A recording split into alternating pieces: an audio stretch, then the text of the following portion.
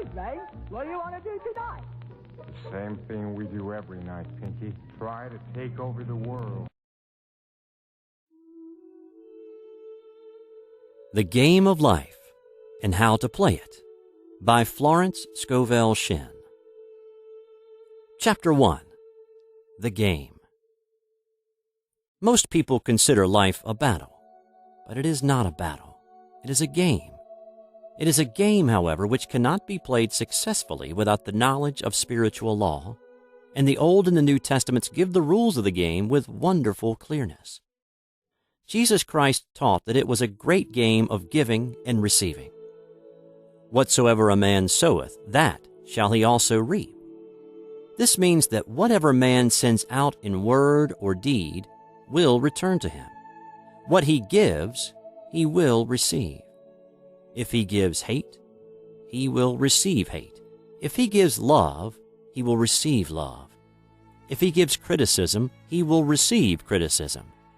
If he lies, he will be lied to. If he cheats, he will be cheated. We are taught also that the imaging faculty plays a leading part in the game of life. Keep thy heart, or imagination, with all diligence, for out of it are the issues of life. Proverbs chapter 4, verse 23. This means that what man images, sooner or later externalizes in his affairs. I know of a man who feared a certain disease. It was a very rare disease and difficult to get, but he pictured it continually and read about it until it manifested in his body. And he died, the victim of distorted imagination. So we see, to play successfully the game of life, we must train the imaging faculty. A person with an imaging faculty trained to image only good brings into his life every righteous desire of his heart. Health, wealth, love, friends, perfect self-expression, his highest ideals. The imagination has been called the scissors of the mind, and it is ever cutting, day by day, the pictures man sees there, and sooner or later he meets his own creations in his outer world. To train the imagination successfully, man must understand the workings of his mind. The Greeks said, "Know thyself." There are 3 departments of the mind: the subconscious, conscious, and superconscious. The subconscious is simply power without direction. It is like steam or electricity, and it does what it is directed to do. It has no power of induction. Whatever man feels deeply or images clearly is impressed upon the subconscious mind and carried out in minutest detail. For example, a woman I know, when a child, always made believe she was a widow. She dressed up in black clothes and wore a long black veil, and people thought she was very clever and amusing. She grew up and married a man with whom she was deeply in love. In a short time, he died, and she wore black and a sweeping veil for many years. The picture of herself as a widow was impressed upon the subconscious mind, and in due time worked itself out regardless of the havoc created. The conscious mind has been called mortal or carnal mind.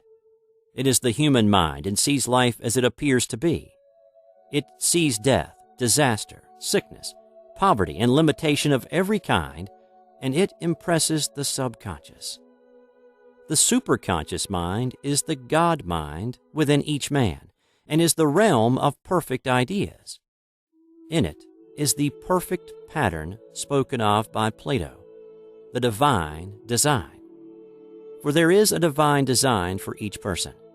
There is a place that you are to fill, and no one else can fill, something you are to do, which no one else can do. There is a perfect picture of this in the superconscious mind. It usually flashes across the conscious as an unattainable ideal, something too good to be true. In reality, it is man's true destiny or destination flashed to him from the infinite intelligence which is within himself. Many people, however, are in ignorance of their true destinies and are striving for things and situations which do not belong to them. and would only bring failure and dissatisfaction if attained. For example, a woman came to me and asked me to speak the word that she would marry a certain man with whom she was very much in love. She called him A.B. I replied that this would be a violation of spiritual law, but that I would speak the word for the right man, the divine selection, the man who belonged to her by divine right. I added, if A.B. is the right man, you can't lose him, and if he isn't, you will receive his equivalent. She saw A.B. frequently, but no headway was made in their friendship.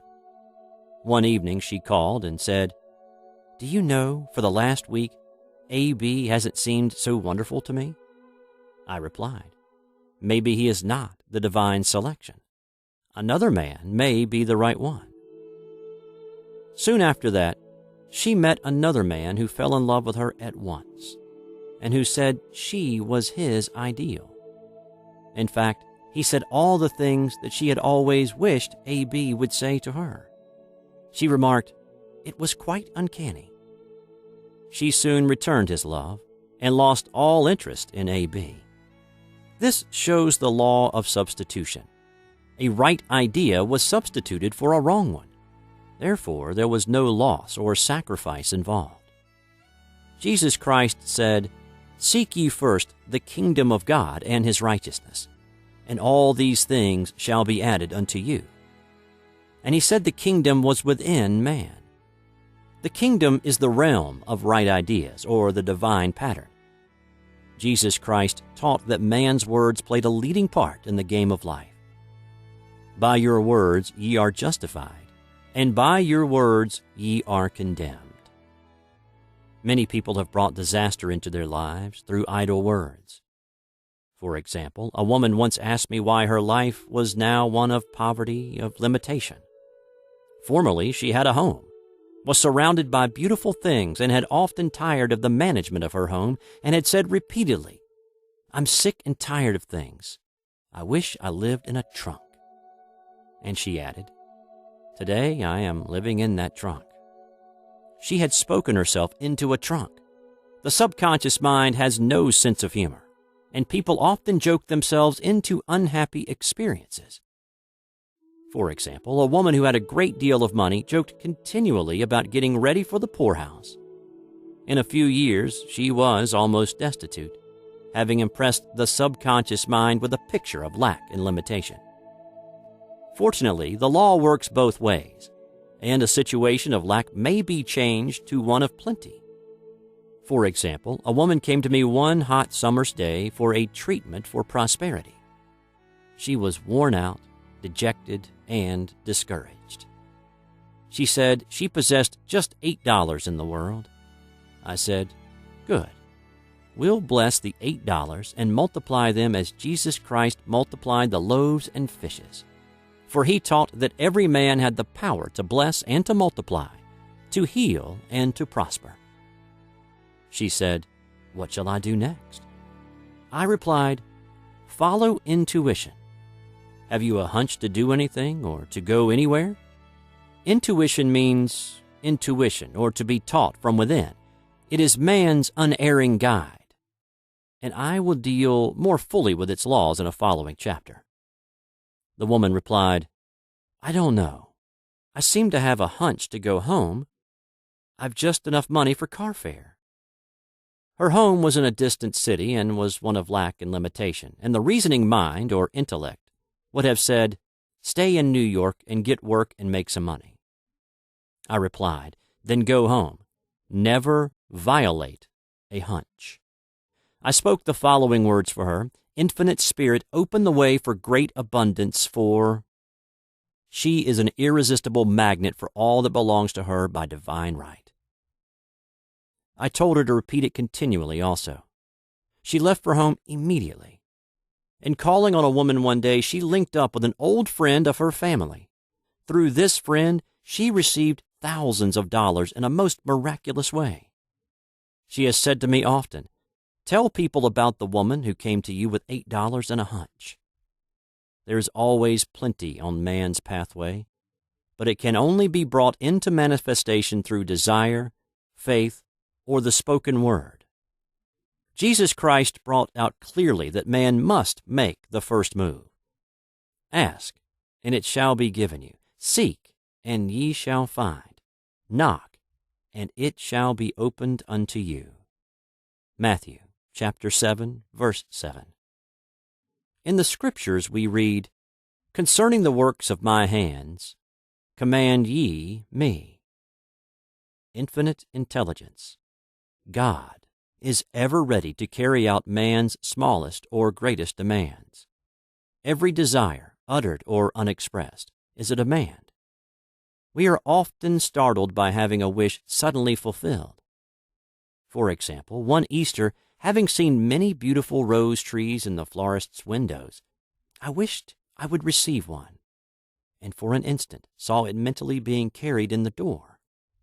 Easter came, and with it a beautiful rose tree. I thanked my friend the following day and told her it was just what I had wanted. She replied, "I didn't send you a rose tree. I sent you lilies." The man had mixed the order and sent me a rose tree simply because I had started the law in action, and I had to have a rose tree. Nothing stands between man and his highest ideals and every desire of his heart but doubt and fear. When man can wish without worrying, every desire will be instantly fulfilled. I will explain more fully in a following chapter the scientific reason for this, and fear must be erased from the consciousness. It is man's only enemy. Fear of lack, fear of failure, fear of sickness, fear of loss, and a feeling of insecurity on some plane. Jesus Christ said, "Why are ye fearful, O ye of little faith?" Matthew chapter 8, verse 26. So we can see we must substitute faith for fear is only inverted faith. It is faith in evil instead of good. The object of the game of life is to see clearly one's good and to obliterate all mental pictures of evil. This must be done by impressing the subconscious mind with a realization of good. A very brilliant man who has attained great success told me he had suddenly erased all fear from his consciousness by reading a sign which hung in a room. He saw printed in large letters this statement: "Why worry? It will probably never happen." These words were stamped indelibly upon his subconscious mind, and he has now a firm conviction that only good can come into his life, therefore only good can manifest. In the following chapter, I will deal with the different methods of impressing the subconscious mind. It is man's faithful servant, but one must be careful to give it the right orders. Man has ever a silent listener at his side, his subconscious mind. Every thought, every word is impressed upon it and carried out in amazing detail. It is like a singer making a record on the sensitive disc of the phonographic plate. Every note and tone of the singer's voice is registered. If he coughs or hesitates, it is registered also. So let us break all the old bad records in the subconscious mind, the records of our lives which we do not wish to keep, and make new and beautiful ones. Speak these words aloud with power and conviction.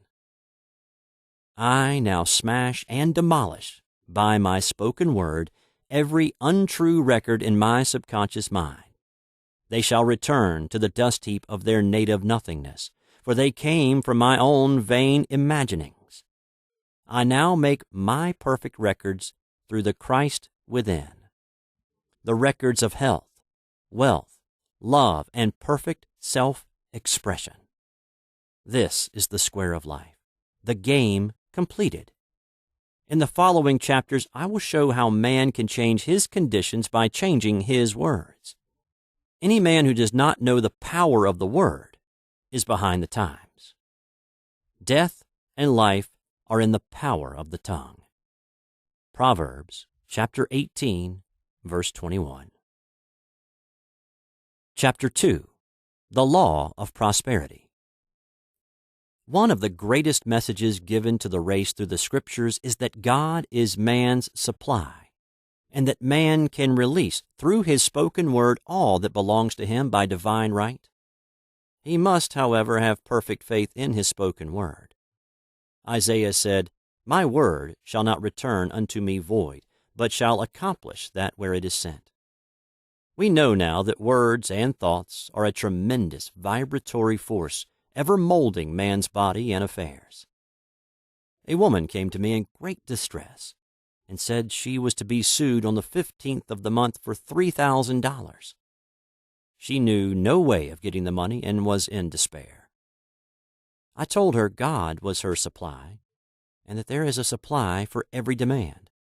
So I spoke the word. I gave thanks that the woman would receive $3,000 at the right time in the right way.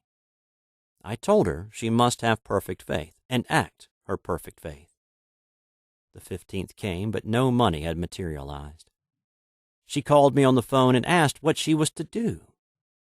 I replied, "It is Saturday, so they won't sue you today.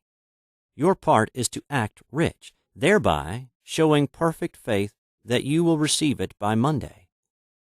She asked me to lunch with her to keep up her courage. When I joined her at a restaurant, I said, "This is no time to economize. Order an expensive luncheon. Act as if you have already received the $3,000.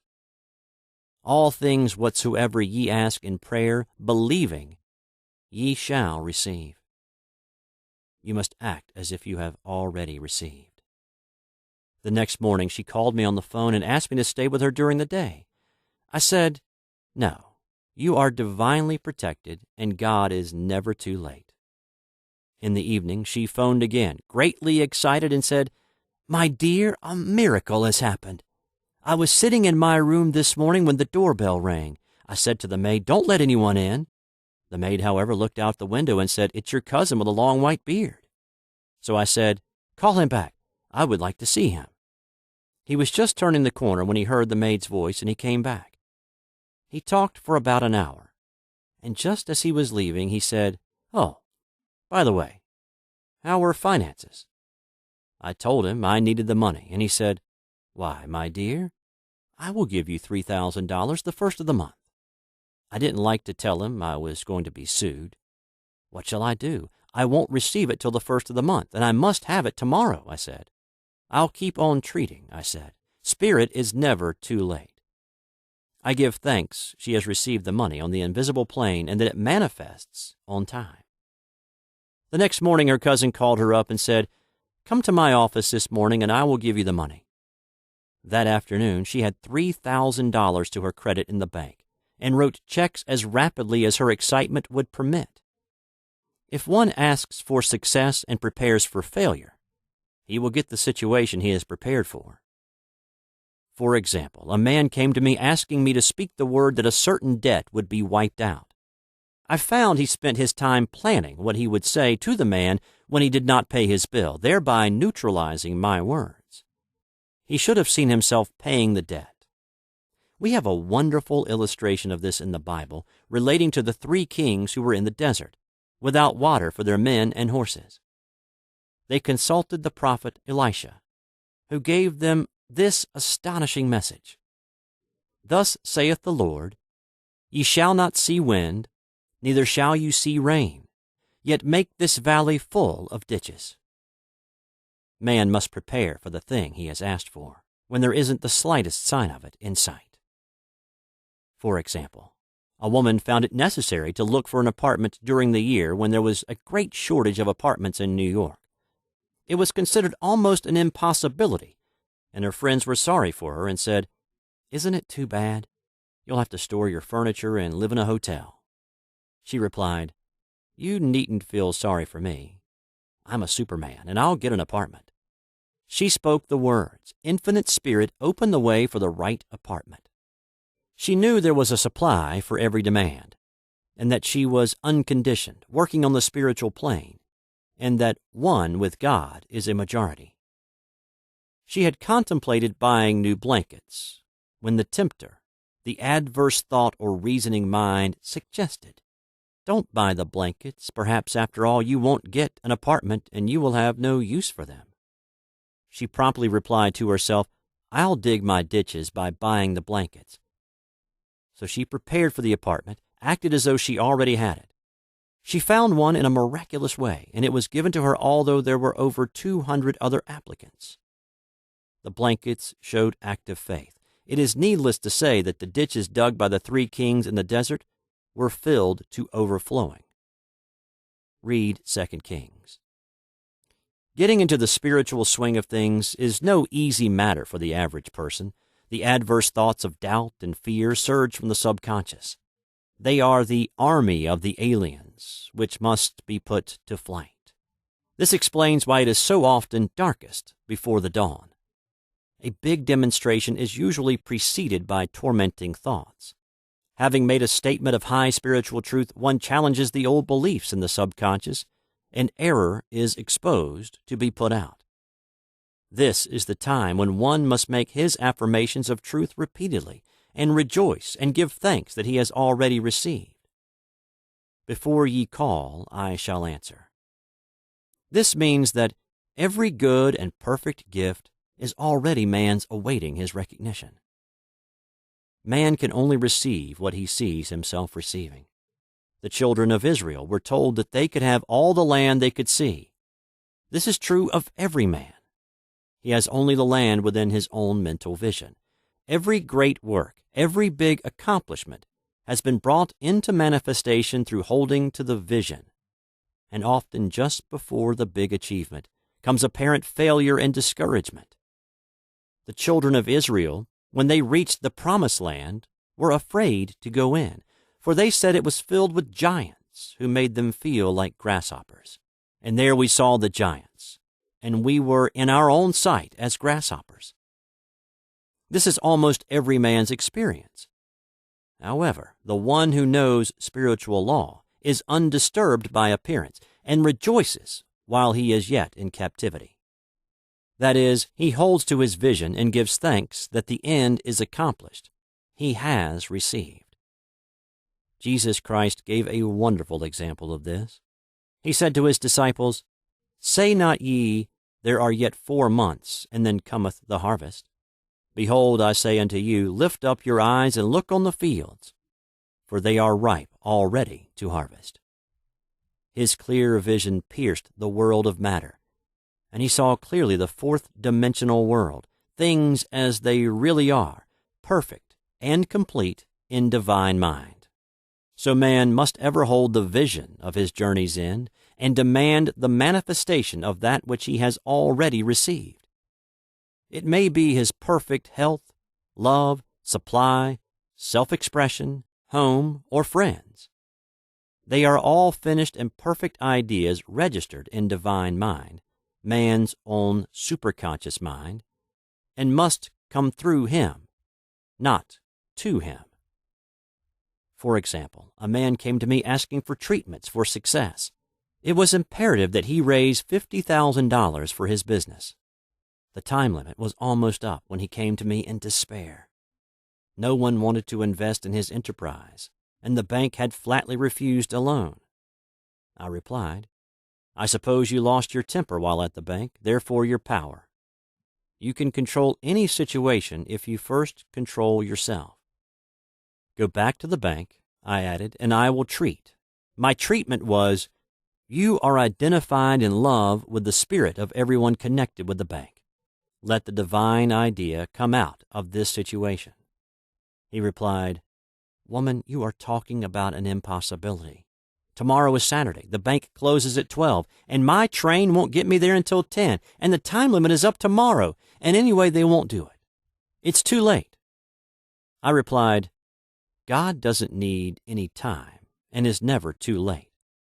With Him, all things are possible." I added, "I don't know anything about business, but I know all about God." He replied, "It all sounds fine when I sit here listening to you, but when I go out, it's terrible." He lived in a distant city, and I did not hear from him for a week. Then came a letter.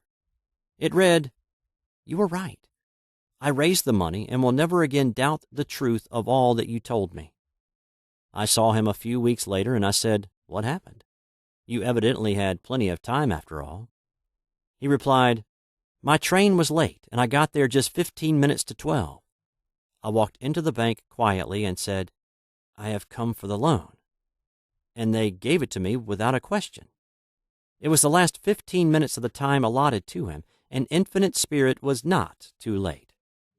In this instance, the man could never have demonstrated alone. He needed someone to help him hold to the vision. This is what one man can do for another. Jesus Christ knew the truth of this when he said, "If two of you shall agree on earth as touching anything that they shall ask, it shall be done for them of my Father which is in heaven." One gets too close to his own affairs and becomes doubtful and fearful. The friend or healer sees clearly the success, health, or prosperity and never wavers, because he is not close to the situation. It is much easier to demonstrate for someone else than for one's self. So a person should not hesitate to ask for help if he feels himself wavering. A keen observer of life once said, "No man can fail if some one person sees him successful."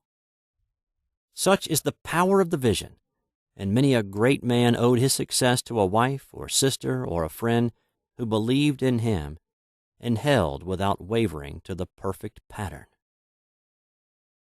Chapter 3. The Power of the Word. A person knowing the power of the Word becomes very careful of his conversation. He has only to watch the reaction of his words to know that they do not return void. Through his spoken word, man is continually making laws for himself. I knew a man who said, "I always miss a car. It invariably pulls out just as I arrive." His daughter said, "I always catch a car.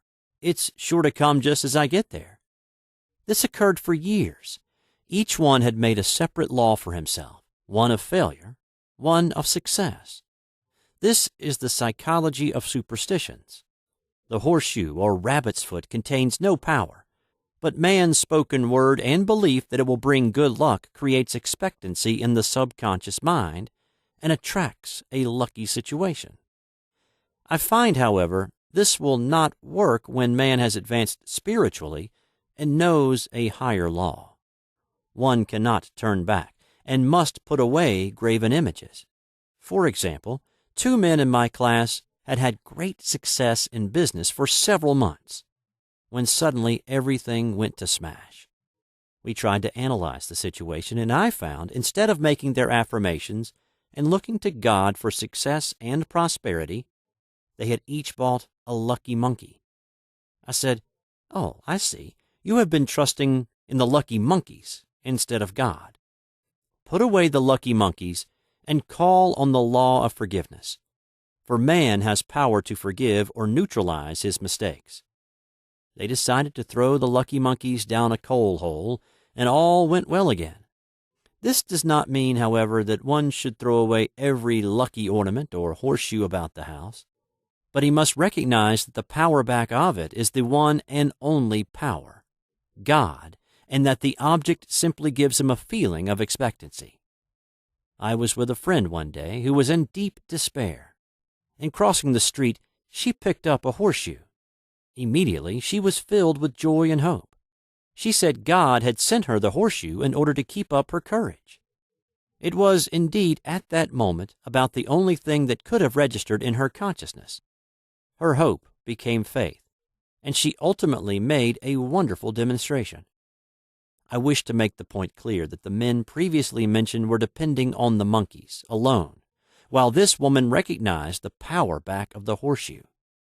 I know in my own case, it took a long while to get out of a belief that a certain thing brought disappointment.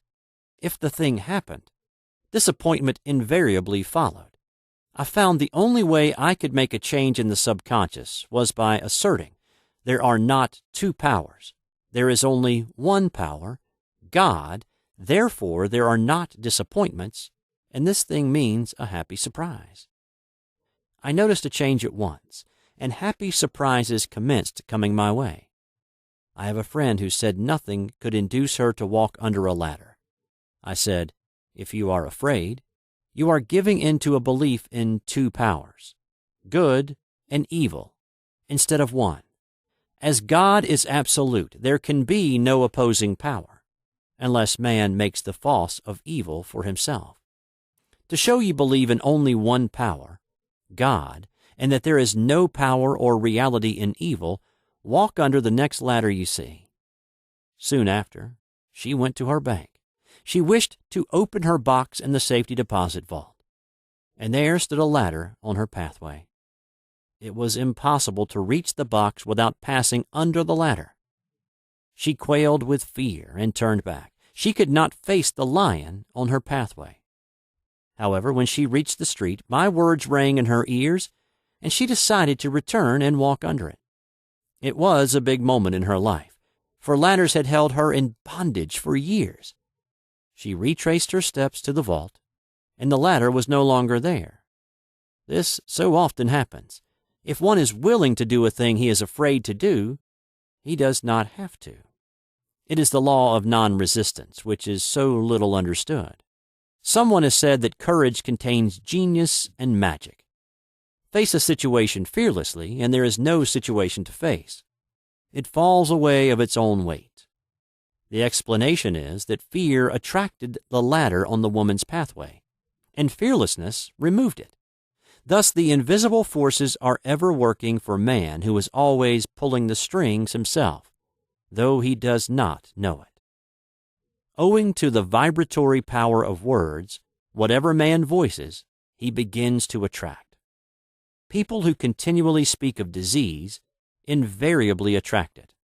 After man knows the truth, he cannot be too careful of his words. For example, I have a friend who often says on the phone, "Do come to see me and have an old-fashioned chat." This old-fashioned chat means an hour of about 500 to 1,000 destructive words, the principal topics being loss, lack, failure, and sickness. I reply, "No, I thank you. I've had enough old-fashioned chats in my life. They are too expensive.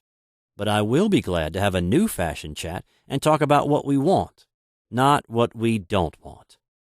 There is an old saying that man only dares use his words for three purposes: to heal, bless, or prosper. What man says of others will be said of him, and what he wishes for another he is wishing for himself. Curses, like chickens, come home to roost. If a man wishes someone bad luck, he is sure to attract bad luck himself. If he wishes to aid someone to success, he is wishing and aiding himself to success. The body may be renewed and transformed through the spoken word and clear vision, and disease be completely wiped out of the consciousness. The metaphysician knows that all disease has a mental correspondence, and in order to heal the body, one must first heal the soul. The soul is the subconscious mind, and it must be saved from wrong thinking. In the 23rd Psalm, we read, "He restoreth my soul." This means that the subconscious mind or soul must be restored with the right ideas, and the mystical marriage is the marriage of the soul and the spirit, or the subconscious and superconscious mind. They must be one. When the subconscious is flooded with the perfect ideas of the superconscious, God and man are one. I and the Father are one. That is, he is one with the realm of perfect ideas.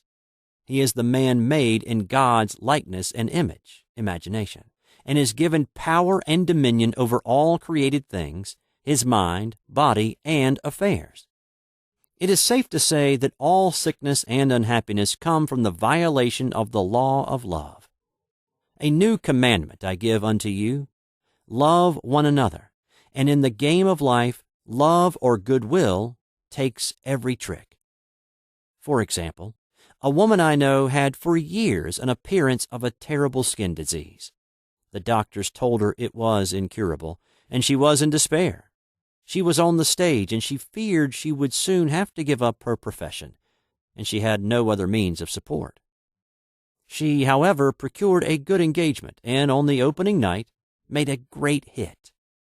She received flattering notices from the critics, and was joyful and elated. The next day she received a notice of dismissal. a man in the caste, had been jealous of her success and had caused her to be sent away. She felt hatred and resentment taking complete possession of her, and she cried out, "Oh, God, don't let me hate that man." That night she worked for hours in the silence. She said, "I soon came into a very deep silence. I seemed to be at peace with myself, with the man, and with the whole world." I continued this for 2 following nights, and on the 3rd day I found I was healed completely of the skin disease.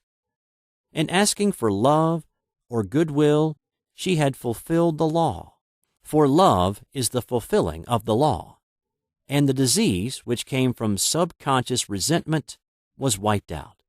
Continual criticism produces rheumatism as critical, inharmonious thoughts cause unnatural deposits in the blood which settle in the joints. False growths are caused by jealousy, hatred, unforgiveness, fear, etc. Every disease is caused by a mind not at ease. I said once in my class, there is no use asking anyone, "What's the matter with you?" We might just as well say, "Who's the matter with you?" Unforgiveness is the most prolific cause of disease. It will harden arteries or liver and affect the eyesight. In its train are endless ills. I called on a woman one day who said she was ill from having eaten a poisoned oyster. I replied, "Oh, no, the oyster was harmless. You poisoned the oyster. What's the matter with you?" She answered, "Oh, about 19 people." She had quarreled with 19 people and had become so inharmonious that she attracted the wrong oyster. Any inharmony on the external indicates there is mental inharmony. As the within, so the without. Man's only enemies are within himself, and a man's foes shall be they of his own household. Personality is one of the last enemies to be overcome, as this planet is taking its initiation in love. It was Christ's message, peace on earth, goodwill towards man. The enlightened man, therefore, endeavors to perfect himself upon his neighbors. His work is with himself, to send out goodwill and blessings to every man, and the marvelous thing is that if one blesses a man, he has no power to harm him. For example, a man came to me asking to treat for success in business. He was selling machinery, and a rival appeared on the scene with what he proclaimed was a better machine, and my friend feared defeat.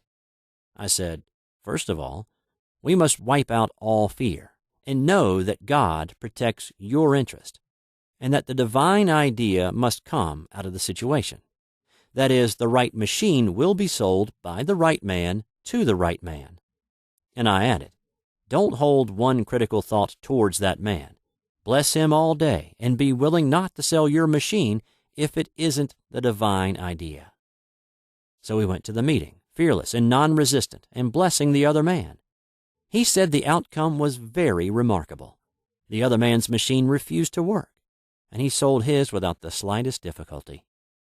But I say unto you, love your enemies, bless them that curse you, do good to them that hate you, and pray for them which spitefully use you and persecute you. Goodwill produces a great aura of protection about the one who sends it, and no weapon that is formed against him shall prosper.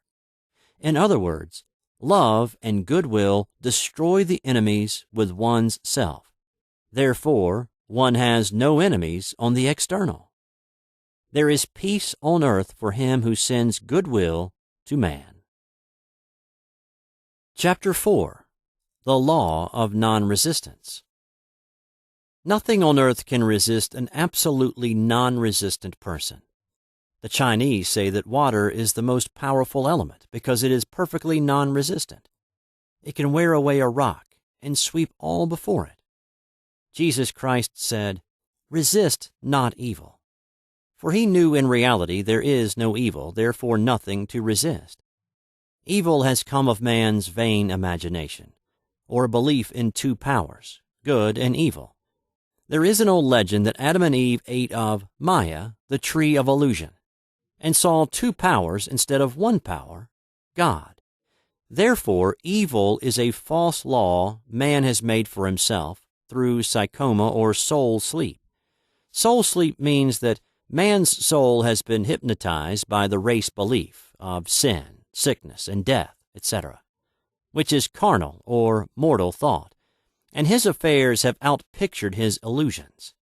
We have read in a preceding chapter that man's soul is his subconscious mind, and whatever he feels deeply, good or bad, is outpictured by that faithful servant. His body and affairs show forth what he has been picturing. The sick man has pictured sickness, the poor man poverty, the rich man wealth. People often say, "Why does a little child attract illness when it is too young even to know what it means?" I answer that children are sensitive and receptive to the thoughts of others about them, and often outpicture the fears of their parents. I heard a metaphysician once say, "If you do not run your subconscious mind yourself, someone else will run it for you." Mothers often unconsciously attract illness and disaster to their children by continually holding them in thoughts of fear and watching for symptoms. For example, a friend asked a woman if her little girl had had the measles. She replied promptly, "Not yet." This implied that she was expecting the illness and therefore preparing the way for what she did not want for herself and child. However, the man who is centered and established in right thinking, the man who sends out only goodwill to his fellow man and who is without fear, cannot be touched or influenced by the negative thoughts of others. In fact, he could then receive only good thoughts, as he himself sends forth only thoughts. Resistance is hell, for it places man in a state of torment. A metaphysician once gave me a wonderful recipe for taking every trick in the game of life. It is the acme of non-resistance. He gave it in this way. At one time in my life, I baptized children, and of course, they had many names. Now I no longer baptize children, but I baptize events. But I give every event the same name. If I have a failure, I baptize it success, in the name of the Father, and of the Son, and of the Holy Ghost. In this, we see the great law of transmutation, founded on non-resistance. Through his spoken word, every failure was transmuted into success.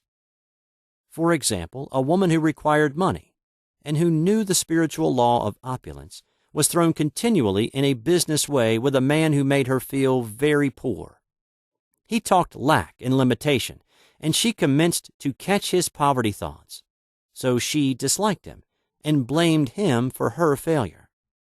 She knew in order to demonstrate her supply, she must first feel that she had received. A feeling of opulence must precede its manifestation.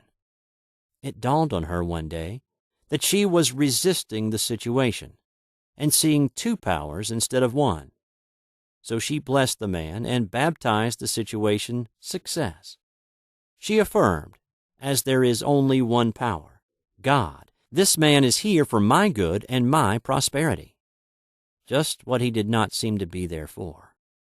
Soon after that, she met, through this man, a woman who gave her, for a service rendered, several $1,000s, and the man moved to a distant city and faded harmoniously from her life. Make the statement, "Every man is a golden link in the chain of my good, for all men are God in manifestation, awaiting the opportunity given by man, himself, to serve the divine plan of his life." Bless your enemy, and you rob him of his ammunition. His arrows will be transmuted into blessings. This law is true of nations as well as individuals. Bless a nation, send love and goodwill to every inhabitant, and it is robbed of its power to harm. Man can only get the right idea of non-resistance through spiritual understanding. My students have often said, "I don't want to be a doormat." I reply, when you use non-resistance with wisdom, no one will ever be able to walk over you.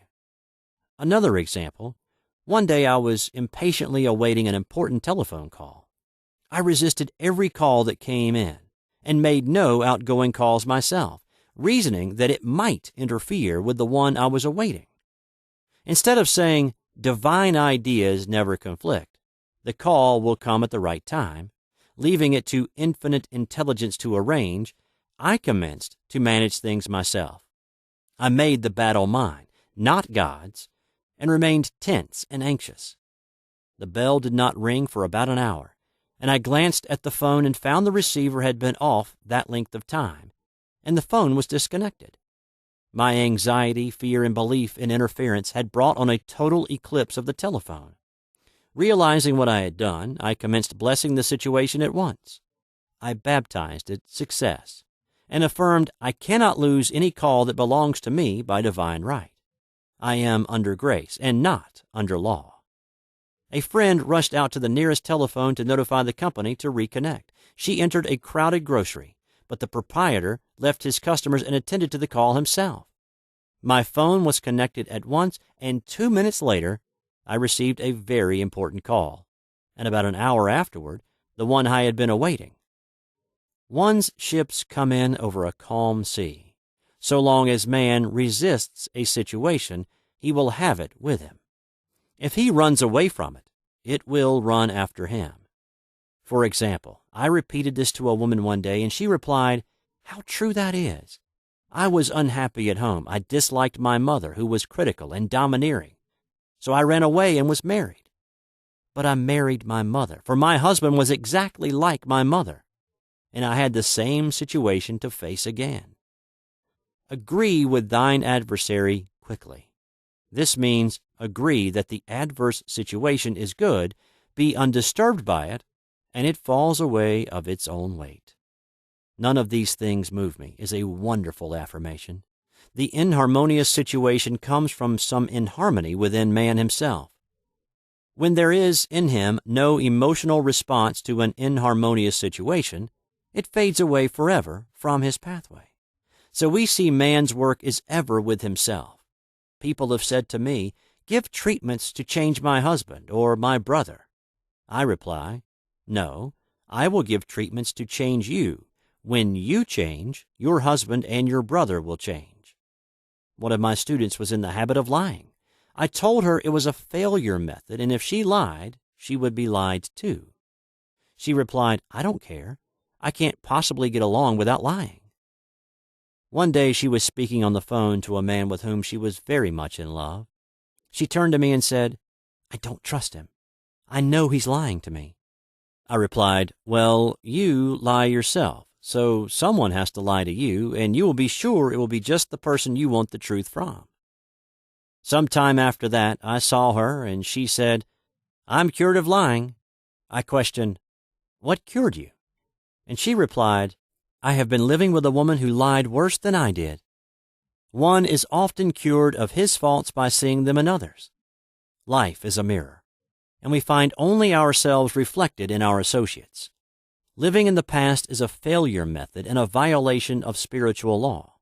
Jesus Christ said, "Behold, now is the accepted time. Now is the day of salvation." Lot's wife looked back and was turned into a pillar of salt. The robbers of time are the past and the future. Man should bless the past and forget it if it keeps him in bondage, and bless the future, knowing it has in store for him endless joys, but live fully in the now. For example, a woman came to me complaining that she had no money with which to buy Christmas gifts. She said, "Last year was so different. I had plenty of money and gave lovely presents, and this year I have scarcely a cent." I replied, "You will never demonstrate money while you are pathetic and live in the past. Live fully in the now and get ready to give Christmas presents. Dig your ditches and the money will come." She exclaimed, "I know what to do. I will buy some tinsel twine, Christmas seals, and wrapping paper."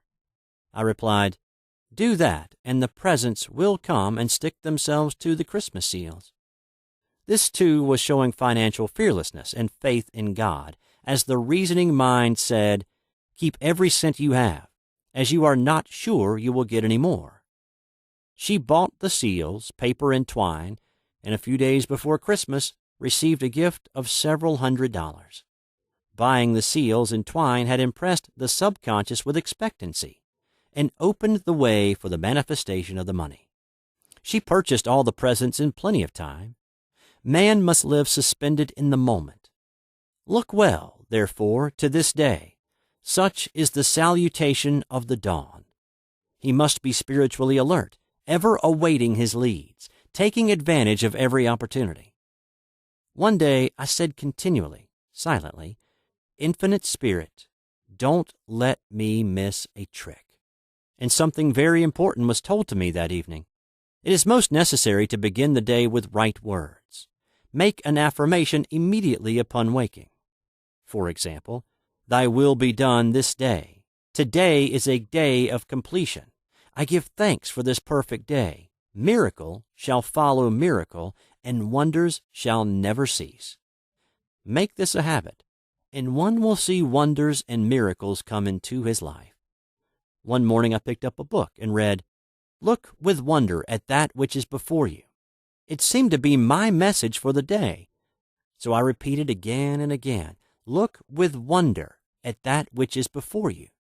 At about noon, a large sum of money was given me, which I had been desiring for a certain purpose. In a following chapter, I will give affirmations that I have found most effective. However, one should never use an affirmation unless it is absolutely satisfying and convincing to his own consciousness, and often an affirmation is changed to suit different people. For example, the following has brought success to many. I have a wonderful work in a wonderful way. I give wonderful service for wonderful pay. I gave the first 2 lines to one of my students, and she added the last 2.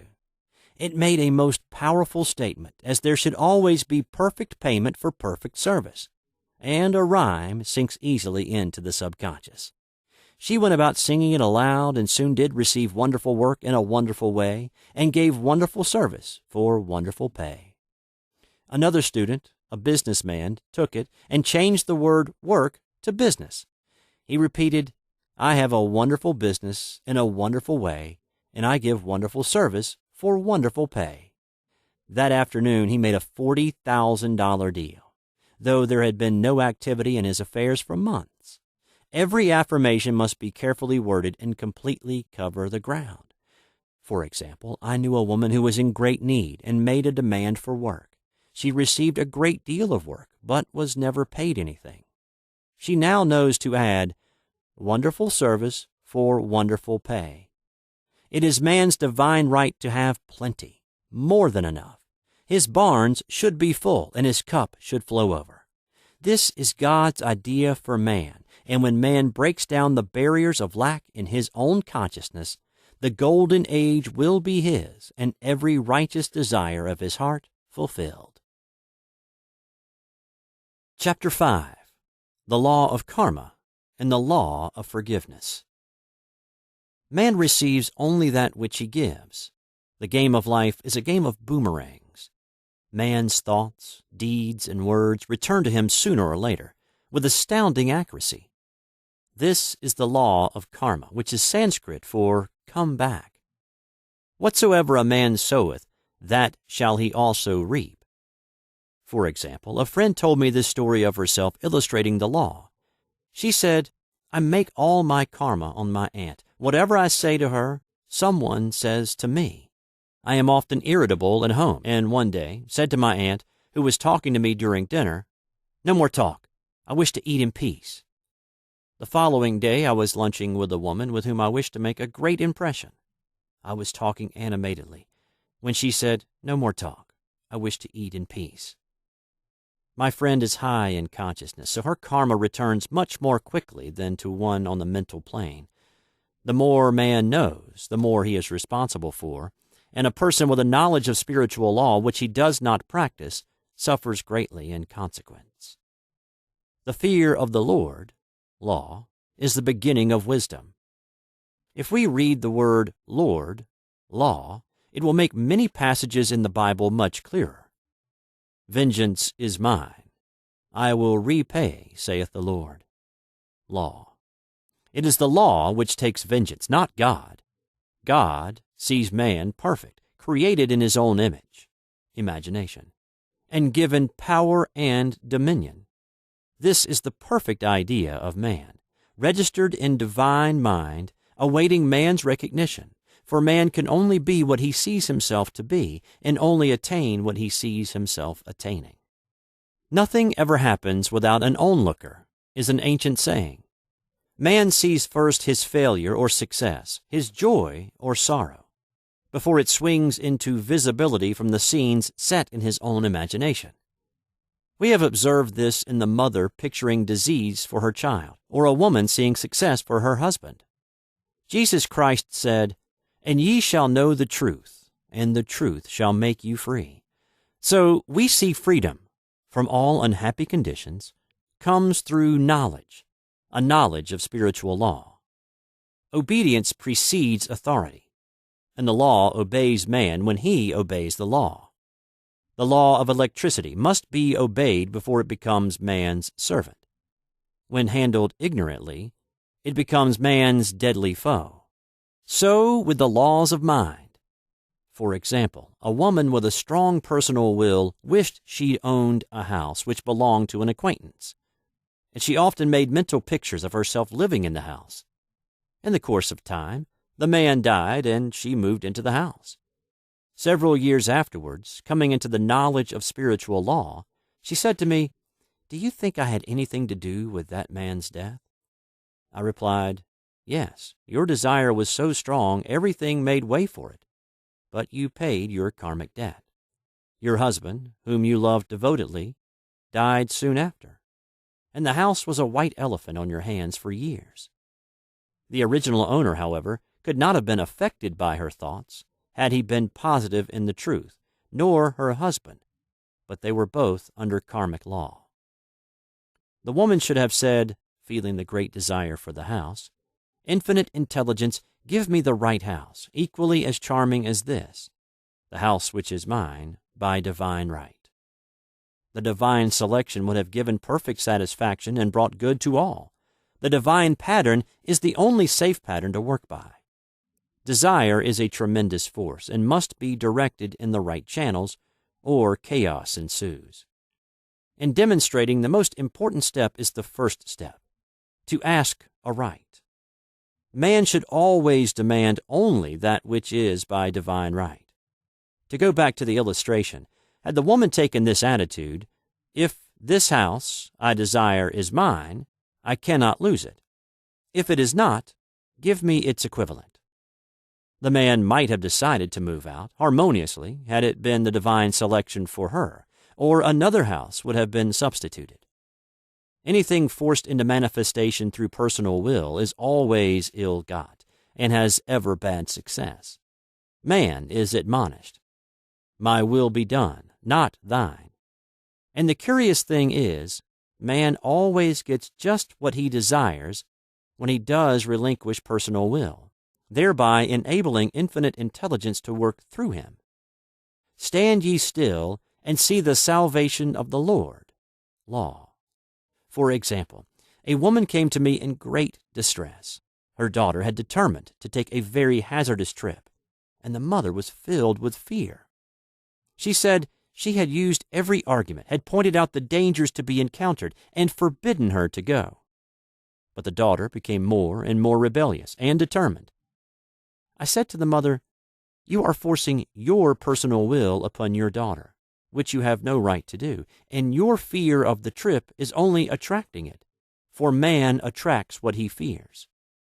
I added, "Let go and take your mental hands off.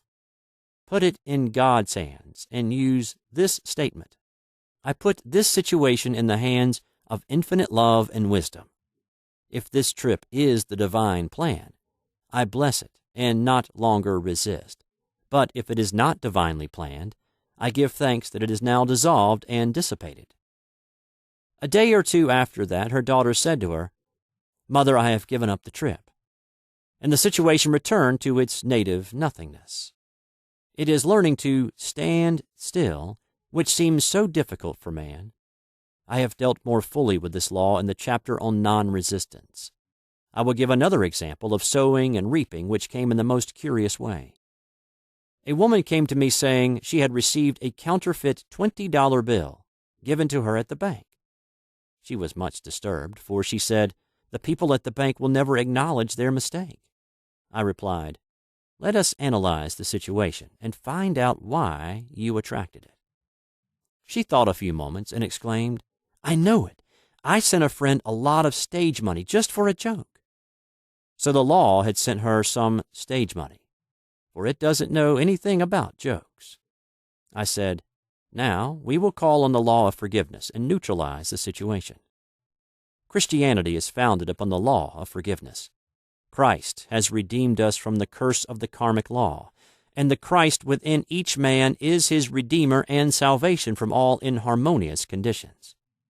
So I said, "Infinite Spirit, we call on the law of forgiveness and give thanks that she is under grace and not under law, and cannot lose this $20 which is hers by divine right.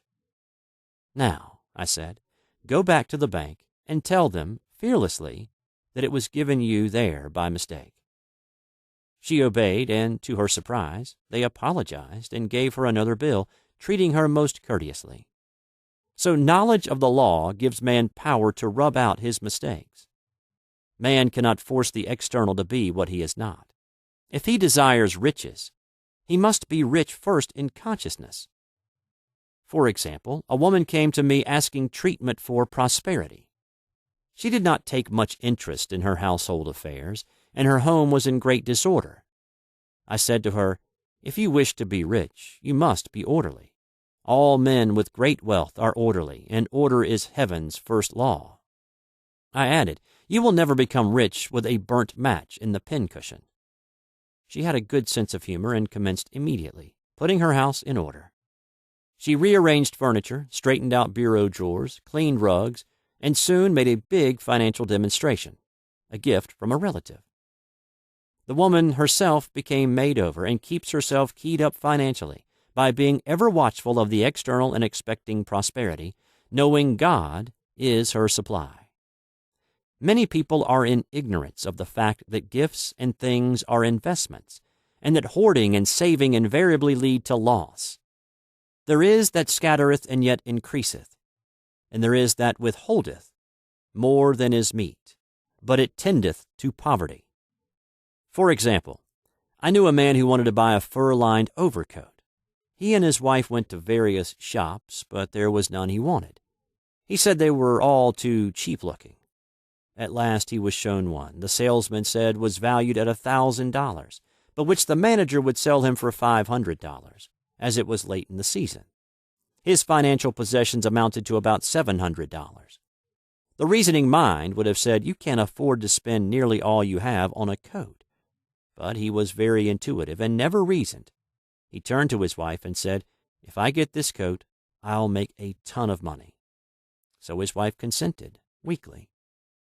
About a month later, he received a $10,000 commission. The coat made him feel so rich it linked him with success and prosperity. Without the coat, he would not have received the commission. It was an investment, paying large dividends. If man ignores these leadings to spend or to give, the same amount of money will go in an uninteresting or unhappy way. For example, a woman told me on Thanksgiving Day she informed her family that they could not afford a Thanksgiving dinner. She had the money, but decided to save it. A few days later, someone entered her home and took from the bureau drawer the exact amount the dinner would have cost. The law always stands back of the man who spends fearlessly, with wisdom. For example, one of my students was shopping with her little nephew. The child clamored for a toy, which she told him she could not afford to buy. She realized suddenly that she was seeking lack and not recognizing God as her supply. So she bought the toy, and on her way home picked up in the street the exact amount of money she had paid for it. Man's supply is inexhaustible and unfailing when fully trusted, but faith or trust must precede the demonstration. According to your faith, be it unto you. Faith is the substance of things hoped for, the evidence of things not seen, for faith holds the vision steady, and the adverse pictures are dissolved and dissipated, and in due season we shall reap, if we faint not. Jesus Christ brought the good news, the gospel, that there was a higher law than the law of karma, and that law transcends the law of karma. It is the law of grace, or forgiveness. It is the law which frees man from the law of cause and effect, the law of consequence, under grace and not under law. We are told that on this plane, man reaps where he has not sown. The gifts of God are simply poured out upon him. All that the kingdom affords is his. This continued state of bliss awaits the man who has overcome the race, or world thought. In the world thought there is tribulation, but Jesus Christ said, "Be of good cheer. I have overcome the world." The world thought is that of sin, sickness, and death. He saw their absolute unreality and said, "Sickness and sorrow shall pass away, and death itself, the last enemy, be overcome." We know now, from a scientific standpoint, that death could be overcome by stamping the subconscious mind with the conviction of eternal youth and eternal life. The subconscious, being simply power without direction, carries out orders without questioning. Working under the direction of the superconscious, the Christ or God within man, the resurrection of the body would be accomplished. Man would no longer throw off his body in death. It would be transformed into the body electric, sung by Walt Whitman, for Christianity is founded upon the forgiveness of sins and an empty tomb. Chapter 6. Casting the Burden, Impressing the Subconscious. When man knows his own powers and the workings of his mind, his great desire is to find an easy and quick way to impress the subconscious with good. For simply an intellectual knowledge of the truth will not bring results. In my own case, I've found the easiest way is in casting the burden. A metaphysician once explained it in this manner. He said, "The only thing which gives anything weight in nature is the law of gravitation. And if a boulder could be taken high above the planet, there would be no weight in that boulder." And that is what Jesus Christ meant when he said, "My yoke is easy and my burden is light." He had overcome the world vibration and functioned in the fourth-dimensional realm, where there is only perfection, completion, life, and joy. He said, "Come to me, all ye that are labor and are heavy laden, and I will give you rest. Take my yoke upon you, for my yoke is easy and my burden is light." We are also told in the 55th Psalm to cast thy burden upon the Lord. Many passages in the Bible state that the battle is God's, not man's, and that man is always to stand still and see the salvation of the Lord. This indicates that the superconscious mind, or Christ within, is the department which fights man's battles and relieves him of burdens. We see, therefore, that man violates law if he carries a burden, and a burden is an adverse thought or condition, and this thought or condition has its root in the subconscious. It seems almost impossible to make any headway directing the subconscious from the conscious or reasoning mind. As the reasoning mind, the intellect is limited in its conceptions and filled with doubts and fears. How scientific it then is to cast the burden upon the superconscious mind, or Christ within, where it is made light, or dissolved into its native nothingness. For example, a woman in urgent need of money, made light upon the Christ within, the superconscious, with the statement, "I cast this burden of lack on the Christ within, and I go free to have plenty." The belief in lack was her burden, as she cast it upon the superconscious with its belief of plenty. An avalanche of supply was the result. We read, "The Christ in you, the hope of glory." Another example, one of my students had been given a new piano, and there was no room in her studio for it until she had moved out the old one. She was in a state of perplexity. She wanted to keep the old piano, but knew of no place to send it. She became desperate, as the new piano was to be sent immediately, in fact, was on its way with no place to put it. She said it came to her to repeat, "I cast this burden on the Christ within, and I go free." A few moments later, her phone rang, and a woman friend asked if she might rent her old piano, and it was moved out, a few minutes before the new one arrived. I knew a woman whose burden was resentment. She said, "I cast this burden of resentment on the Christ within, and I go free to be loving, harmonious, and happy." The almighty superconscious flooded the subconscious with love, and her whole life was changed. For years, resentment has held her in a state of torment and imprisoned her soul, the subconscious mind. The statement should be made over and over and over, sometimes for hours at a time, silently or audibly, with quietness but determination. I have often compared it to winding up a Victrola. We must wind ourselves up with spoken words. I have noticed in casting the burden, after a little while one seems to see clearly. It is impossible to have clear vision while in the throes of carnal mind. Doubts and fear poison the mind and body, and imagination runs riot, attracting disaster and disease.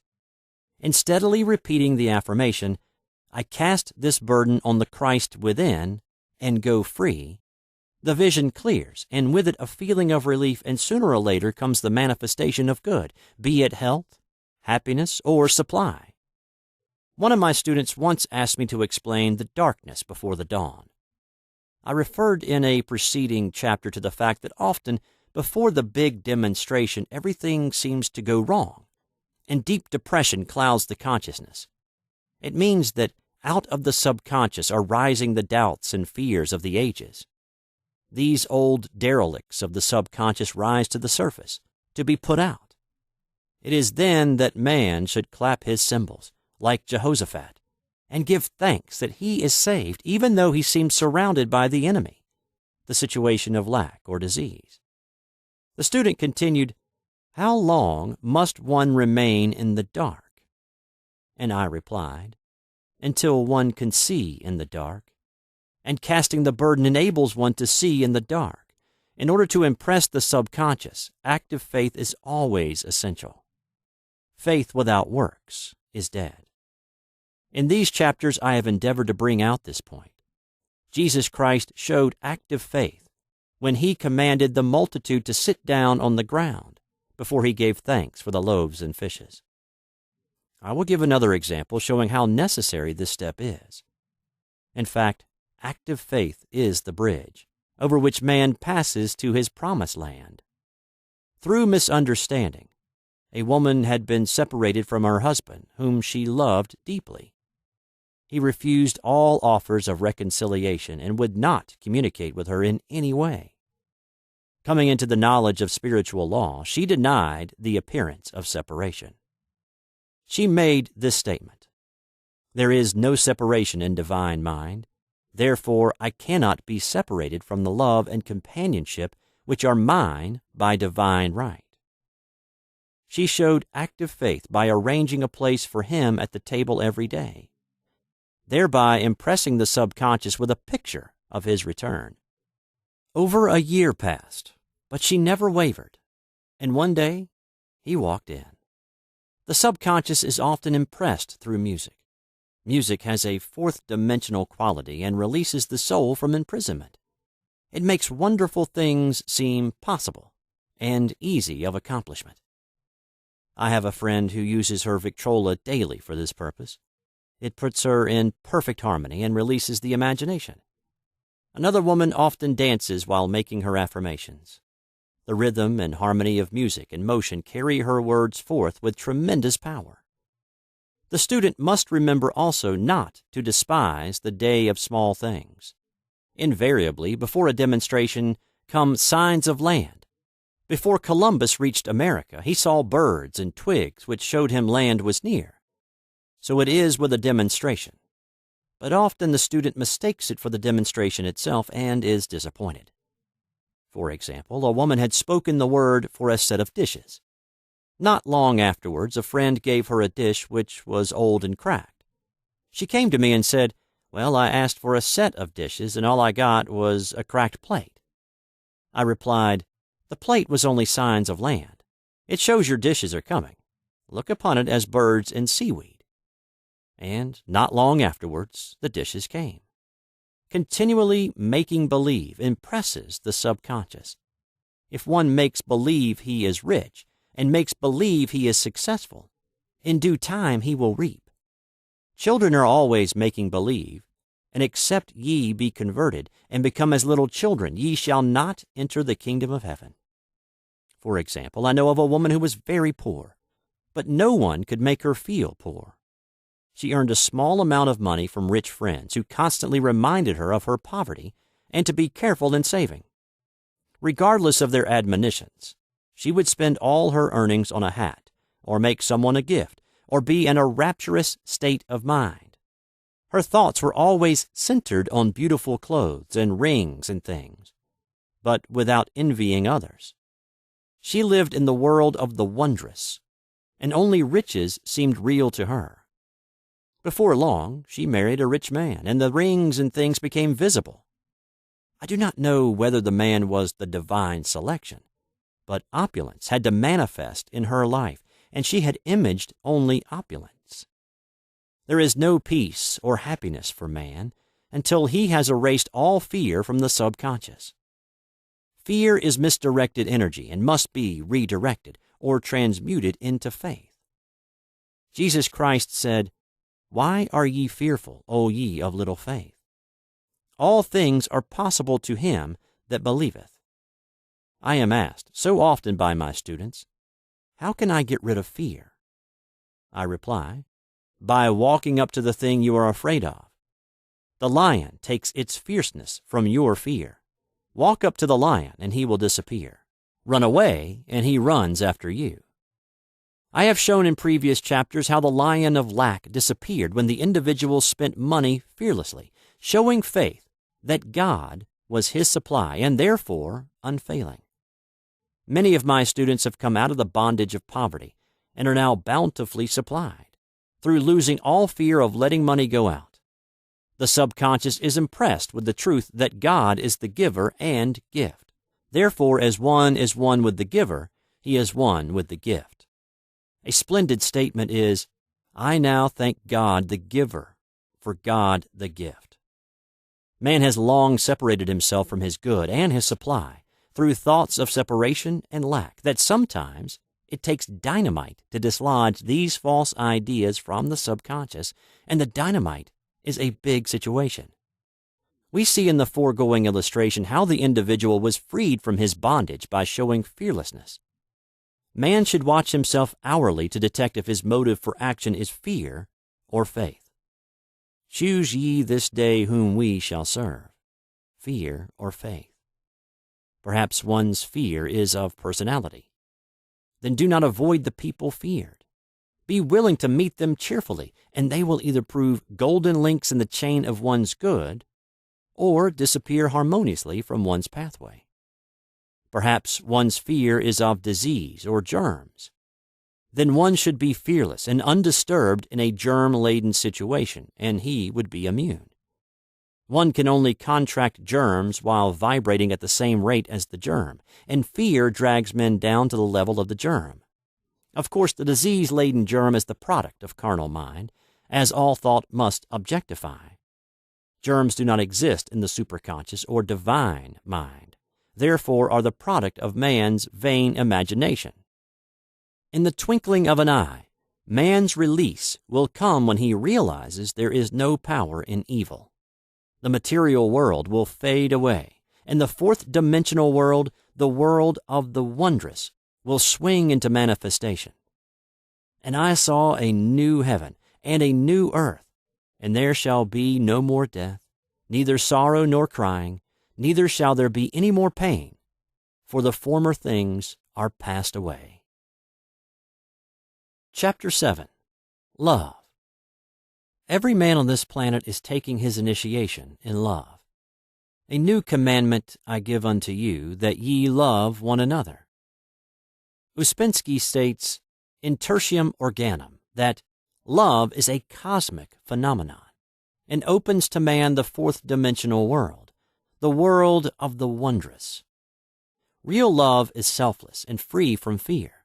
It pours itself out upon the object of its affection, without demanding any return.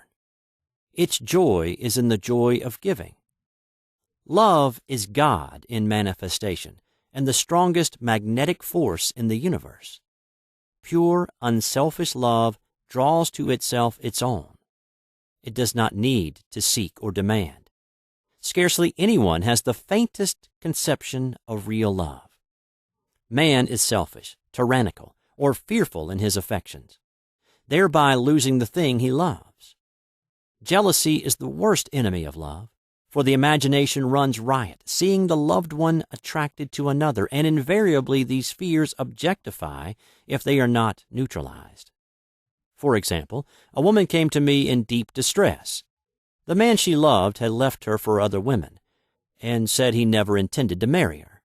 She was torn with jealousy and resentment, and said she hoped he would suffer as he had made her suffer, and added, "How could he leave me when I loved him so much?" I replied, "You are not loving that man, you are hating him," and added, "You can never receive what you have never given. Give a perfect love, and you will receive a perfect love. Perfect yourself on this man. Give him a perfect, unselfish love, demanding nothing in return. Do not criticize or condemn, and bless him wherever he is." She replied, "No, I won't bless him unless I know where he is." "Well," I said, "that is not real love. When you send out real love will return to you, either from this man or his equivalent. For if this man is not the divine selection, you will not want him. As you are one with God, you are one with the love which belongs to you by divine right." Several months passed, and matters remained about the same, but she was working conscientiously with herself.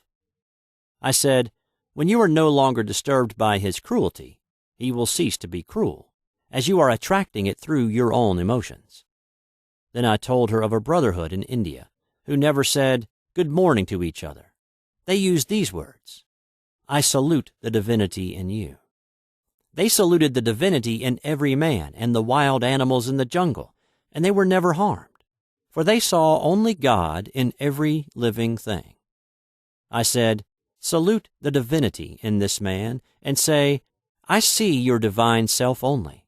I see you as God sees you, perfect, made in his image and likeness." She found she was becoming more poised and gradually losing her resentment. He was a captain, and she always called him the Cap. One day she said, suddenly, "God bless the Cap wherever he is." I replied, "Now that is real love, and when you have become a complete circle and are no longer disturbed by the situation, you will have his love or attract its equivalent." I was moving at this time and did not have a telephone, so was out of touch with her for a few weeks, when one morning I received a letter saying, "We are married." At the earliest opportunity, I paid her a call. My first words were, "What happened?" "Oh," she exclaimed, "a miracle. One day I woke up and all suffering had ceased. I saw him that evening and he asked me to marry him. We were married in about a week, and I have never seen a more devoted man." There is an old saying, "No man is your enemy. No man is your friend. Every man is your teacher." So one should become impersonal and learn what each man has to teach him, and soon he would learn his lessons and be free. The woman's lover was teaching her selfless love, which every man, sooner or later, must learn. Suffering is not necessary for man's development. It is the result of violation of spiritual law, but few people seem able to rouse themselves from their soul sleep without it. When people are happy, they usually become selfish, and automatically the law of karma is set in action. Man often suffers loss through lack of appreciation. I knew a woman who had a very nice husband, but she often said, "I don't care anything about being married. But that is nothing against my husband. I'm simply not interested in married life." She had other interests and scarcely remembered she had a husband. She only thought of him when she saw him. One day her husband told her he was in love with another woman and left. She came to me in distress and resentment. I replied, "It is exactly what you spoke the word for. You said you didn't care anything about being married, so the subconscious worked to get you unmarried." She said, "Oh yes, I see. People get what they want and then feel very much hurt." She soon became in perfect harmony with the situation and knew they were both much happier apart. When a woman becomes indifferent or critical and ceases to be an inspiration to her husband, he misses the stimulus of her early relationship and is restless and unhappy. A man came to me dejected, miserable, and poor. His wife was interested in the science of numbers and had had him read. It seems the report was not very favorable, for he said, "My wife says I'll never amount to anything because I'm a 2. I replied, "I don't care what your number is. You're a perfect idea in divine mind, and we will demand the success and prosperity which are already planned for you by that infinite intelligence." Within a few weeks, he had a very fine position, and a year or two later he achieved a brilliant success as a writer. No man is a success in business unless he loves his work. The picture the artist paints for love of his art is his greatest work. The potboiler is always something to live down. No man can attract money if he despises it. Many people are kept in poverty by saying, "Money means nothing to me, and I have a contempt for people who have it." This is the reason so many artists are poor. Their contempt for money separates them from it. I remember hearing one artist say of another, "He's no good as an artist. He has money in the bank." This attitude of mind, of course, separates man from his supply. He must be in harmony with a thing in order to attract it. Money is God in manifestation, as freedom from want and limitation. But it must be always kept in circulation and put to right uses. Hoarding and saving react with grim vengeance. This does not mean that man should not have houses and lots, stocks and bonds, for the barns of the righteous man shall be full.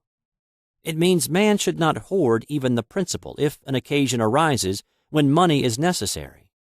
In letting it go out fearlessly and cheerfully, he opens the way for more to come in, for God is man's unfailing and inexhaustible supply.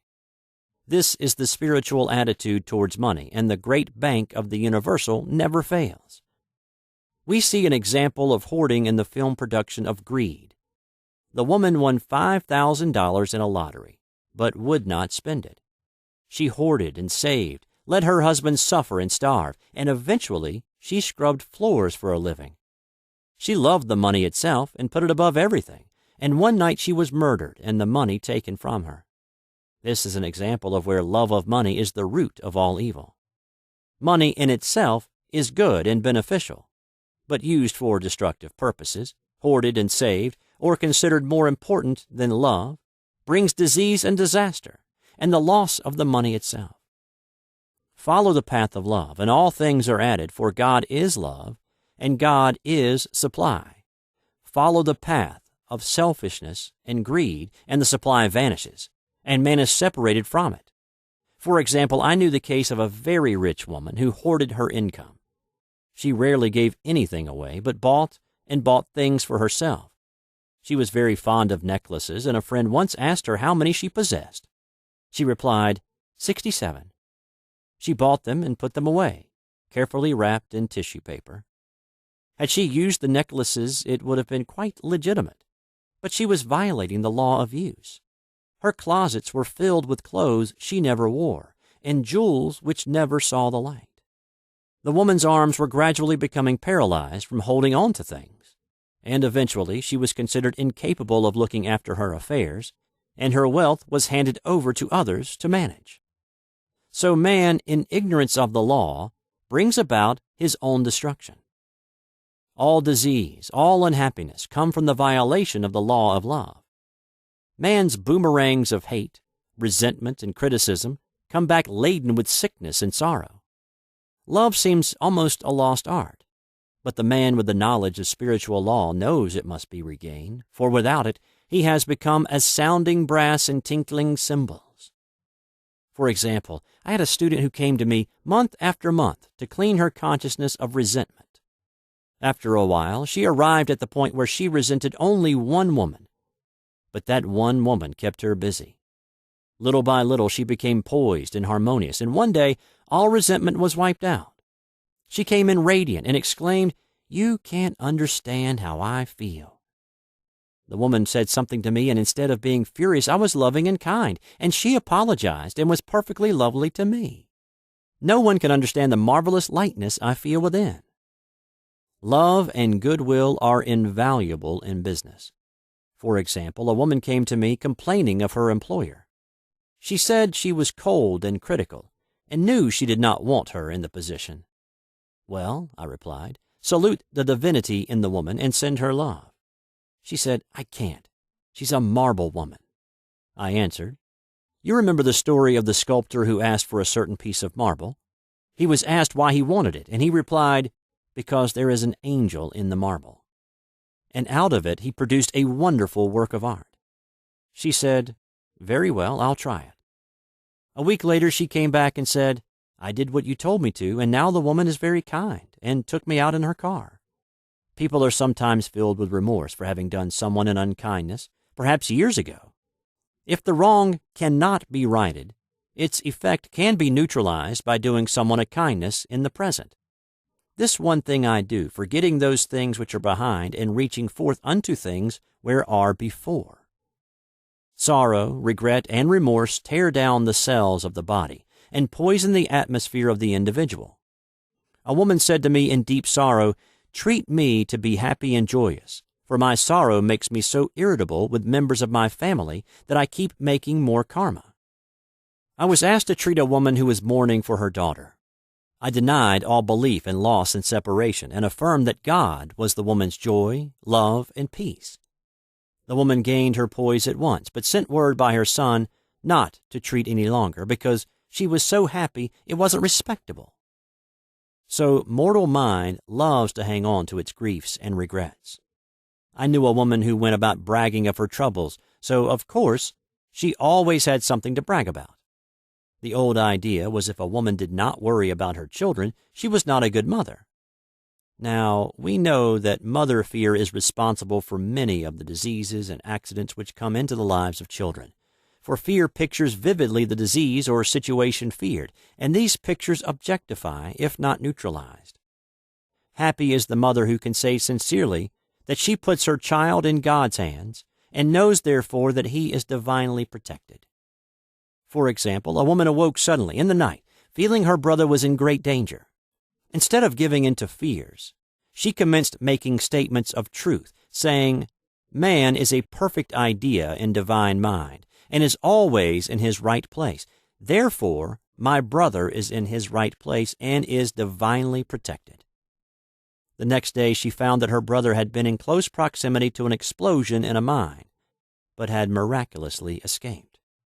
So man is her brother's keeper, in thought, and every man should know that the thing he loves dwells in the secret place of the Most High, and abides under the shadow of the Almighty. There shall no evil befall thee, neither shall any plague come nigh thy dwelling. Perfect love casteth out fear. He that feareth is not made perfect in love. And love is the fulfilling of the law. Chapter 8. Intuition or Guidance. There is nothing too great of accomplishment for the man who knows the power of his word, and who follows his intuitive leads. By the word, he starts in action unseen forces and can rebuild his body or remold his affairs. It is therefore of the utmost importance to choose the right words, and the student carefully selects the affirmation he wishes to catapult into the invisible. He knows that God is his supply, that there is a supply for every demand, and that his spoken word releases the supply. Ask, and ye shall receive. Man must make the first move. Draw nigh to God, and he will draw nigh to you. I have often been asked just how to make a demonstration. I reply, speak the word, and then do not do anything until you get a definite lead. Demand the lead, saying, Infinite Spirit, reveal to me the way. Let me know if there is anything for me to do. The answer will come through intuition or hunch, a chance remark from someone, or a passage in a book. The answers are sometimes quite startling in their exactness. For example, a woman desired a large sum of money. She spoke the words, Infinite Spirit, open the way for my immediate supply. let all that is mine by divine right now reach me in great avalanches of abundance." Then she added, "Give me a definite lead. Let me know if there is anything for me to do." The thought came quickly. Give a certain friend, who had helped her spiritually, $100. She told her friend, who said, "Wait and get another lead before giving it." So she waited, and that day met a woman who said to her, "I gave someone $1 today. It was just as much for me as it would be for you to give someone 100. This was indeed an unmistakable lead, so she knew she was right in giving the $100. It was a gift which proved a great investment, for shortly after that, a large sum of money came to her in a remarkable way. Giving opens the way for receiving. In order to create activity in finances, one should give. Tithing, or giving 1/10 of one's income, is an old Jewish custom and is sure to bring increase. Many of the richest men in this country have been tithers, and I have never known it to fail as an investment. The 10th part goes forth and returns blessed and multiplied. But the gift, or tithe, must be given with love and cheerfulness, for God loveth a cheerful giver. Bills should be paid cheerfully. All money should be sent forth fearlessly and with a blessing. This attitude of mind makes man master of money. It is his to obey, and his spoken word then opens vast reservoirs of wealth. Man himself limits his supply by his limited vision. Sometimes the student has a great realization of wealth, but is afraid to act. The vision and action must go hand in hand, as in the case of the man who bought the fur-lined overcoat. A woman came to me asking me to speak the word for a position. So I demanded, "Infinite Spirit, open the way for this woman's right position." Never ask for just a position. Ask for the right position, the place already planned in divine mind, as it is the only one that will give satisfaction. I then gave thanks that she had already received and that it would manifest quickly. Very soon she had 3 positions offered her, 2 in New York and 1 in Palm Beach, and she did not know which to choose. I said, "Ask for a definite lead." The time was almost up and was still undecided when one day she telephoned. When I woke up this morning, I could smell Palm Beach. She had been there before and knew its balmy fragrance. I replied, "Well, if you can smell Palm Beach from here, it is certainly your lead." She accepted the position, and it proved a great success. Often one's lead comes at an unexpected time. One day I was walking down the street when I suddenly felt a strong urge to go to a certain bakery, a block or 2 away. The reasoning mind resisted, arguing, "There is nothing there that you want." However, I had learned not to reason, so I went to the bakery, looked at everything, and there was certainly nothing there that I wanted. But coming out, I encountered a woman I had thought of often, and who was in great need of the help which I could give her. So often, one goes for one thing and finds another. Intuition is a spiritual faculty and does not explain, but simply points the way. A person often receives a lead during a treatment. The idea that comes may seem quite irrelevant, but some of God's leadings are mysterious. In the class one day, I was treating that each individual would receive a definite lead. A woman came to me afterwards and said, "While you were treating, I got the hunch to take my furniture out of storage and get an apartment." The woman had come to be treated for health. I told her I knew in getting a home of her own, her health would improve. And I added, "I believe your trouble, which is a congestion, has come from having things stored away. Congestion of things causes congestion in the body. You have violated the law of use, and your body is paying the penalty." So I gave thanks that divine order was established in her mind, body, and affairs. People little dream of how their affairs react on the body. There is a mental correspondence for every disease. A person might receive instantaneous healing through the realization of his body being a perfect idea in divine mind, and therefore whole and perfect. But if he continues his destructive thinking, hoarding, hating, fearing, condemning, the disease will return. Jesus Christ knew that all sickness came from sin, but admonished the leper after the healing to go and sin no more, lest a worse thing come upon him. So man's soul, or subconscious mind, must be washed whiter than snow for permanent healing, and the metaphysician is always delving deep for the correspondence. Jesus Christ said, "Condemn not, lest ye also be condemned.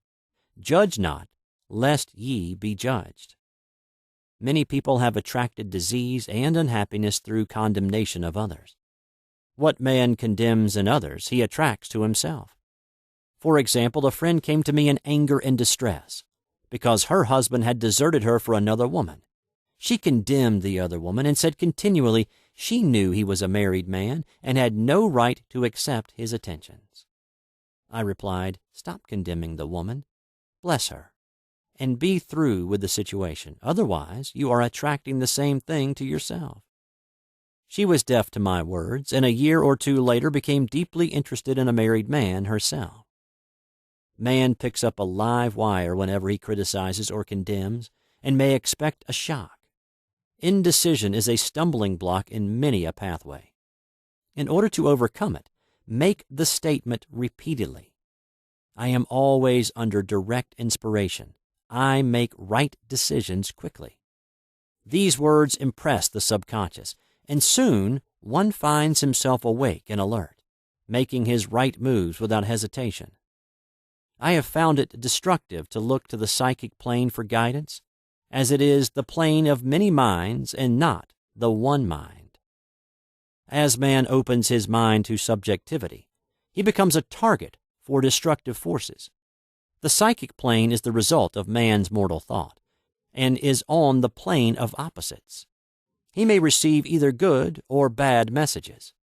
The science of numbers and the reading of horoscopes keep man down on the mental or mortal plane, for they deal only with the karmic path.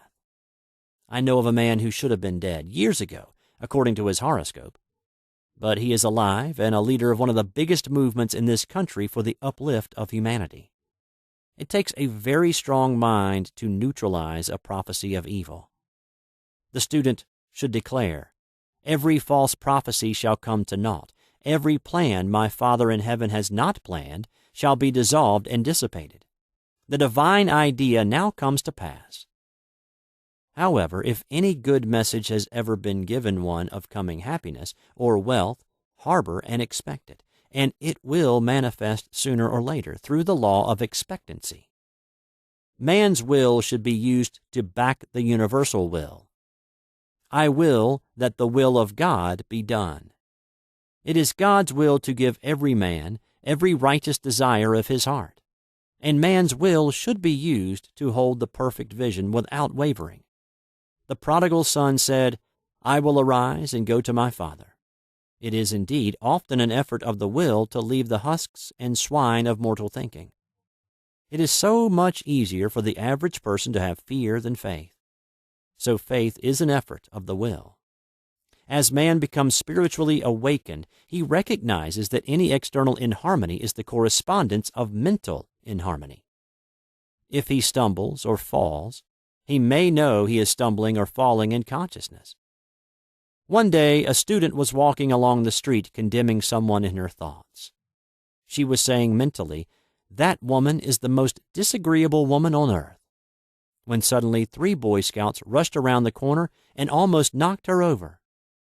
She did not condemn the Boy Scouts, but immediately called on the law of forgiveness and saluted the divinity in the woman. Wisdom's way are ways of pleasantness, and all her paths are peace. When one has made his demands upon the universal, he must be ready for surprises. Everything may seem to be going wrong, when in reality it is going right. For example, a woman was told that there was no loss in divine mind, therefore she could not lose anything which belonged to her. Anything lost would be returned, or she would receive its equivalent. Several years previously, she had lost $2,000. She had loaned the money to a relative during her lifetime, but the relative had died, leaving no mention of it in her will.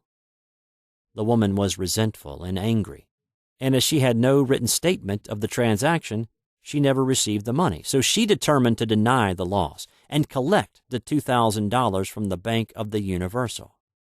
She had to begin by forgiving the woman, as resentment and unforgiveness closed the doors of this wonderful bank.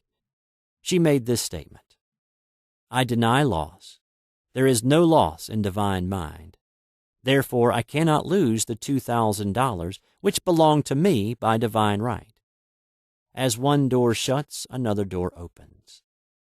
She was living in an apartment house which was for sale, and in the lease was a clause stating that if the house was sold, the tenants would be required to move out within 90 days. Suddenly, the landlord broke the leases and raised the rent. Again, injustice was on her pathway, but this time she was undisturbed. She blessed the landlord and said, "As the rent has been raised, it means that I'll be that much richer, for God is my supply." New leases were made out for the advanced rent, but by some divine mistake, the 90 days clause had been forgotten. Soon after, the landlord had an opportunity to sell the house. On account of the mistake in the new leases, the tenants held possession for another year. The agent offered each tenant $200 if he would vacate. Several families moved. 3 remained, including the woman. A month or 2 passed, and the agent again appeared. This time he said to the woman, "Will you break your lease for the sum of $1,500? It flashed upon her. Here comes the $2,000. She remembered having said to friends in the house, "We will all act together if anything more is said about leaving." So her lead was to consult her friends. These friends said, "Well, if they have offered you $1,500, they will certainly give $2,000. So she received a check for $2,000 for giving up the apartment. It was certainly a remarkable working of the law, and the apparent injustice was merely opening the way for her demonstration. It proved that there is no loss, and when man takes his spiritual stand, he collects all that is his from this great reservoir of good. "I will restore to you the years the locusts have eaten." These adverse thoughts alone rob man, for no man gives to himself but himself, and no man takes away from himself but himself. Man is here to prove God and to bear witness to the truth, and he can only prove God by bringing plenty out of lack, and justice out of justice. "Prove me now herewith, saith the Lord of hosts, if I will not open you the windows of heaven and pour out a blessing, that there shall not be room enough to receive it."